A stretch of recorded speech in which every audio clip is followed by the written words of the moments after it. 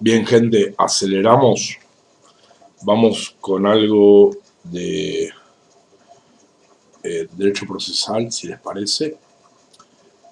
Se titula El arresto domiciliario y se subtitula La implementación de los artículos 210, 221 y 222 del Código Procesal Penal Federal, escrito por Carlos E. Liera, que es el director del Centro de Estudios Procesales de la Universidad del Salvador, y publicado por La Ley.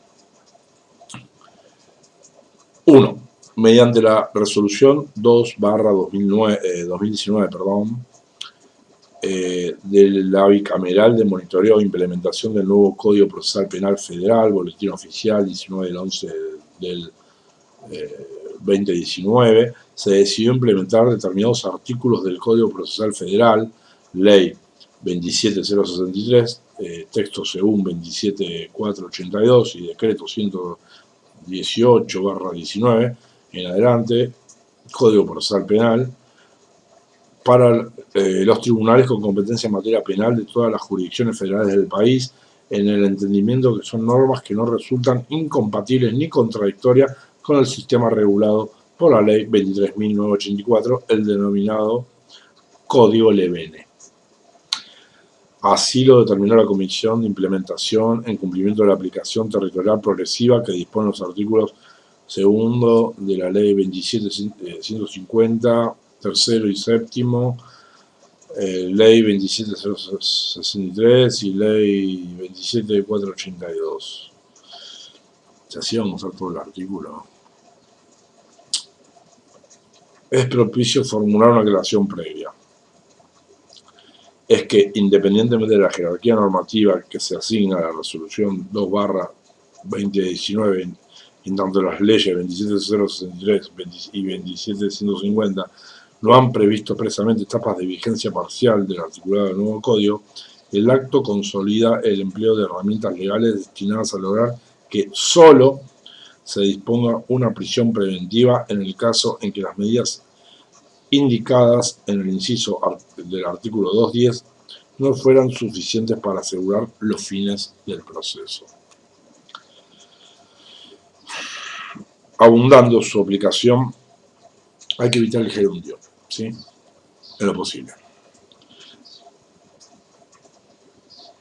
Su aplicación se formula haciendo un uso in bonam partem, artículo segundo del Código Levene, de la garantía del debido proceso que suponen aquellos dispositivos legales y en mérito a sus correspondencias con las reglas de los artículos segundo, 280, 312 y 316 a 319 del Código Levene, y la pacífica interpretación recogida en el plenario número 13 Diabezone de la capital federal, Cámara Federal de Casación Penal, del 30 del 10 de 2008, y las recomendaciones de los organismos internacionales de derechos humanos.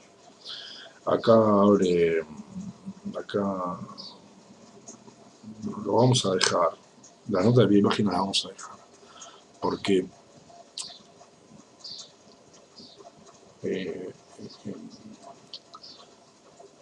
le quitan fluidez al texto.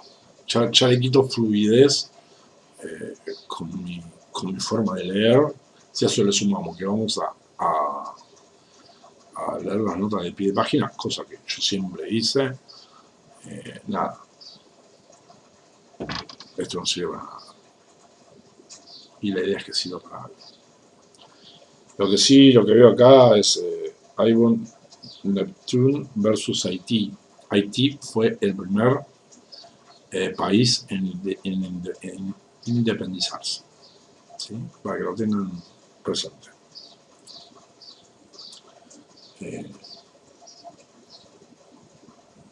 De colonia pasó a país independiente. La puesta en vigencia de los artículos 210, 221 y 222 del Código Procesal Penal, conforme a lo establecido en los evocados artículos 7. No, la verdad, todo muy lindo, pero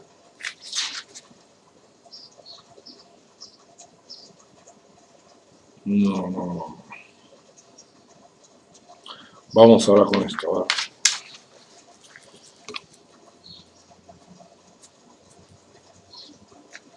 Recién leí al genio de Gordillo.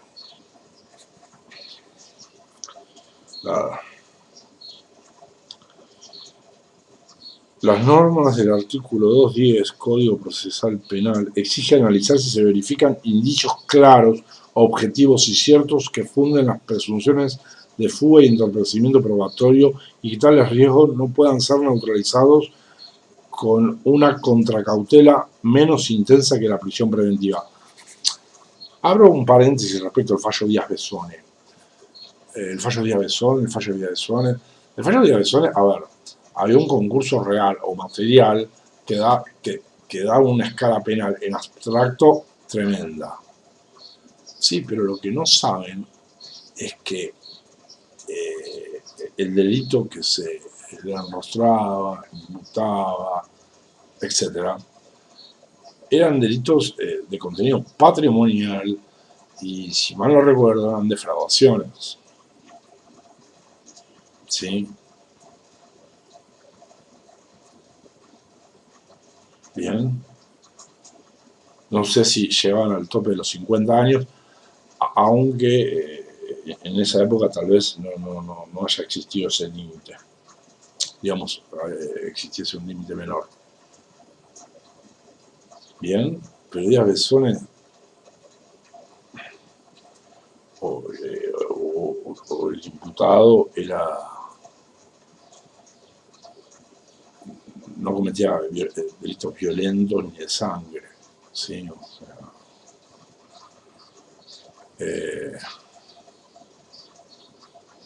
nada. A alguien que se le imputa un homicidio, así sea simple, citale el fallo Díaz Besone, que no le van a dictar la prisión preventiva, seguramente.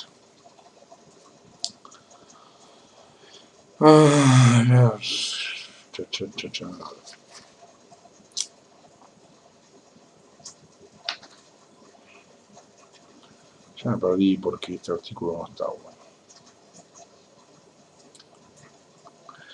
El análisis sobre la utilidad de las medidas previstas por los incisos A a J del artículo 210 del Código Procesal Penal no puede suplirse con fórmulas genéricas basadas en conceptos teóricos, sino se requiere que, en el caso concreto, con base en elementos que tengan a consideración el juzgador, mediante un juicio fundado sobre el efectivo alcance de dichas medidas, se expliquen los motivos que llevan a descartar su aplicación. No importa qué sala, de dónde, ¿no? Pero hablamos de provincia de Buenos Aires. Pena en expectativa. Pena en abstracto. Y pena en expectativa. Prisión preventiva. Ello constituye una garantía al principio de última ratio, que caracteriza el encierro cautelar durante el proceso.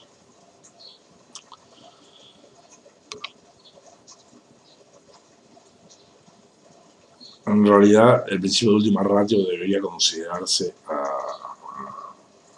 al sistema penal, ¿sí? Al derecho punitivo. 3. Abundando. Otra vez abundando. No basta alegar sin un análisis de las constancias del caso o sin fundamentación alguna, que dada determinada circunstancia teórica el imputado evadirá la acción de la justicia y que, sobre la base de ello, a los fines de neutralizar el peligro procesal, deba disponerse la detención preventiva del encausado, no observando el principio de permanencia en libertad durante el proceso. El derecho constitucional de permanencia en libertad durante la sustanciación del proceso penal, emanado de los artículos 14, 18, 75 e inciso 22 de la Constitución Nacional, solo puede ceder en situaciones excepcionales y cuando los jueces, con fundamento jurídico conforme a las constancias del expediente, consideran que existan causas ciertas, concretas y claras. Que existan causas ciertas, concretas y claras. Causas ciertas, concretas y claras. En orden a un alto grado de probabilidad o un estado de probabilidad prevaleciente de que el imputado eludirá la acción de la justicia. Artículos 80, 221 y 222 del Código Penal. Bien, siempre debe ser decretada como un instrumento del proceso con el fin de evitar el entorpecimiento del enjuiciamiento penal por parte del imputado, y solo cuando las medidas cautelares menos gravosas enumeradas en los incisos A a J del artículo 210 del Código Procesal Penal no fueran suficientes para asegurar los evocados fines del proceso, principios de última ratio, subsidiariedad y gradualidad de las medidas cautelares. El órgano jurisdiccional debe atender a las circunstancias objetivas y ciertas que, en concreto, permitan formular un juicio sobre la existencia del peligro procesal, de fuga y o entorpecimiento de la investigación. Sobre el IO no se usa, es O,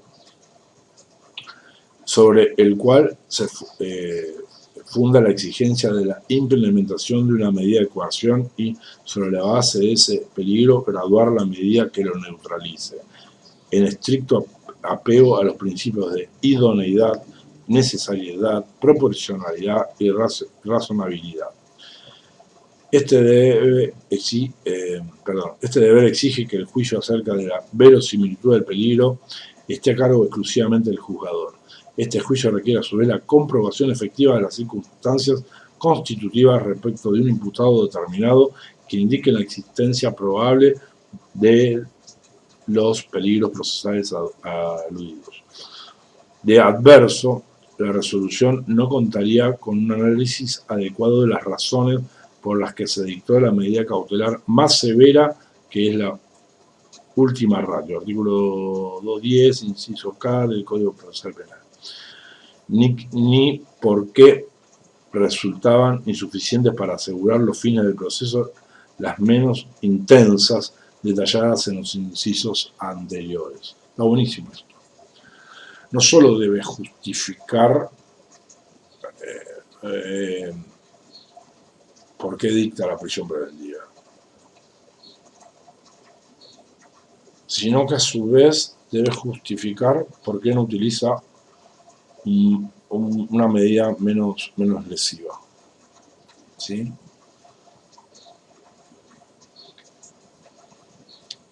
Parece ser que es lo mismo, o que sería lo mismo, pero creo que no es lo mismo. Tendría que pensarlo. Si estos peligros no han sido comprobados o se han alegado circunstancias que de ningún modo puedan justificar la detención preventiva o una medida de coerción en los términos vigentes del vigente artículo 210 del Código Procesal Penal, la medida privativa de la libertad o que el medio de coerción habrá sido dispuestos en flagrante violación con la normativa convencional, constitucional e interna en la materia, haciendo nacer la responsabilidad internacional del Estado argentino. En el Estado constitucional de derecho, en una sociedad democrática, resulta intolerable que con ritualismo y rigorismo formal no se aborde el tratamiento de instituciones esenciales de la libertad y se abuse en el uso de las prisiones preventivas violando las normas constitucionales y convencionales que rigen la materia. A partir del análisis de la regla prevista en el artículo 210 del Código Procesal Penal, de conformidad con los sistemas contemplados en el artículo 221 y 222 del cuerpo normativo, se debe evaluar con la urgencia que el caso amerita la necesidad de aplicar algunas de las medidas de coerción personal menos lesiva de la prisión preventiva. Frente a esta situación, la medida de coerción de mayor rigor, esto es la prisión preventiva, se exhibe desproporcionada. No surge como indispensable en tanto se puede recurrir a una de menor intensidad en función de las previsiones del artículo 210 del Código Procesal, conforme a la ley 27.033 para neutralizar un riesgo procesal. El principio de mínima intervención predica que no basta acreditar que una determinada medida cautelar resulta idónea para asegurar la realización de la ley sustantiva, sino que ella tampoco es sustituible por otro modo de intervención estatal menos intenso, lo que decíamos con anterioridad. Está muy buena esa idea. La verdad, esa idea está muy buena. Es lo que rescato de este artículo. Una aclaración importante. La sujeción de la medida prevista en el inciso J del artículo 210 del Código Penal, arresto domiciliario, a los presupuestos fácticos del artículo 10 del Código Penal y artículo 32 de la 24660, ley de ejecución, no contempla la diferente naturaleza de ambas previsiones ni la télesis del catálogo de medidas de coerción menos intensas que prevé la nueva normativa, que responde a un cambio de paradigma que responde en materia de apreciación de la libertad como regla durante la sustanciación del proceso.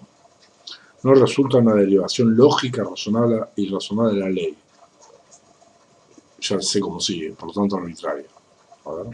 Y por lo tanto resulta desacertada la interpretación que supedita la procedencia del arresto domiciliario previsto en el artículo 210. La correcta inteligencia de la norma es asignarle el sentido eminentemente procesal que posee, por lo que, no obstante, no se verifiquen los supuestos previstos.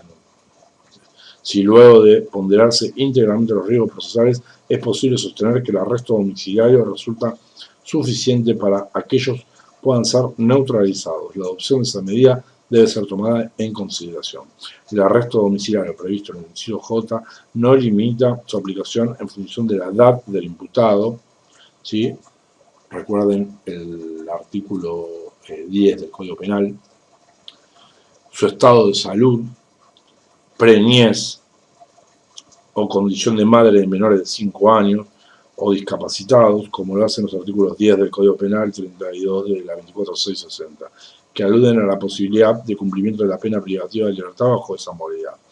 Presenta, como se observará del texto de la norma, un ámbito más amplio de aplicación. El destinatario del arresto domiciliario está obligado a permanecer en su vivienda o en la de otra persona, conforme se hubiera informado, con o sin vigilancia, según el mismo dispositivo prevé, y acorde a las condiciones que se fijen en la resolución. El arresto domiciliario comprendido en el inciso J, artículo constituye un supuesto autónomo del contenido del artículo 10 del Código Penal y el artículo 32 de la Ley de Ejecución. 5. La prisión preventiva no puede tener fines que no sean procesales ni carácter punitivo, a la par que no debe establecerse como una regla general en el proceso penal. Principio de excepcionalidad. Ja, ja. Venite a la provincia. Este principio es el que consagra la norma contenida en el artículo 210 del Nobel Código Procesal Penal como parte de un cambio de paradigma en el sistema de enjuiciamiento, y es por ello por lo que se debe examinarse si se ha efectuado un adecuado análisis de los riesgos procesales a la luz de la nueva normativa procesal aludida y de las circunstancias fácticas verificadas al momento de su dictado.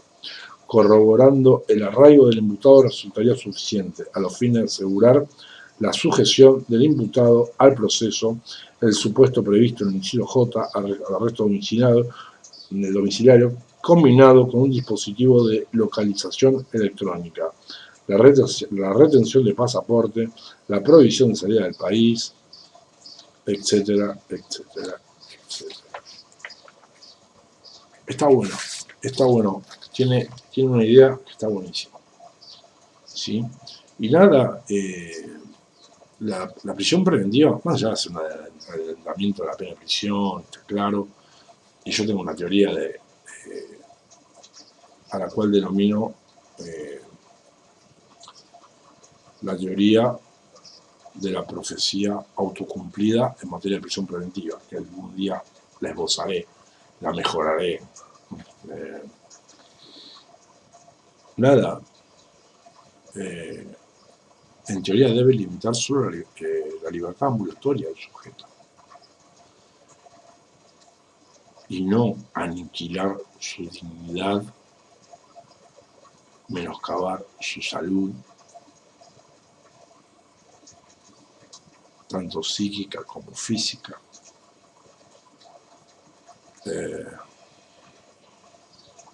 afectar su área espiritual, de ánimo, moral, como quieran denominarlo, ¿sí? Pero nada, eso es otra historia.